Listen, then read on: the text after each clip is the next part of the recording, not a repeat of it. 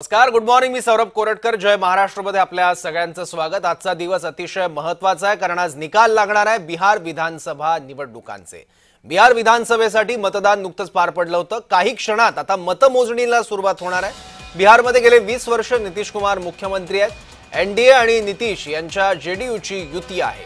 ही युती पुन्हा सत्तेत येणार की तेजस्वी यादव आणि राहुल गांधींचं महागठबंधन सत्ता खेचून घेणार हे अवघ्या काही तासात स्पष्ट होणार आहे.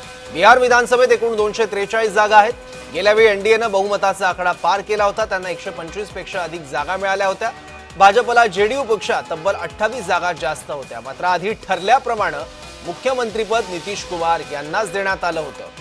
त्यामुळे या निवडणुकीत नेमकं काय होतं, जनता आपला कौल कोणाला देते, बहुमत कोणाला मिळतं, बहुमताच्या आसपास कोणता पक्ष ठरतो, त्याचबरोबर सर्वात मोठा कोणता पक्ष ठरतो बिहारच्या निवडणुकीत, हे सुद्धा बघणं इंटरेस्टिंग असेल. आणि या निकालानंतर बिहारच्या नेतृत्वाची धुरा नेमकी कोणाकडे जाते हे सुद्धा पाहावं लागेल.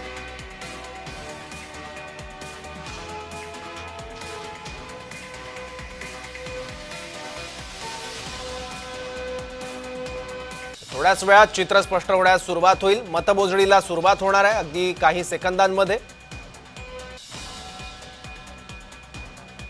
तर बिहार विधानसभा निवडणुकीचा आज निकाल आहे. मतमोजणीला आता सुरुवात होते आहे.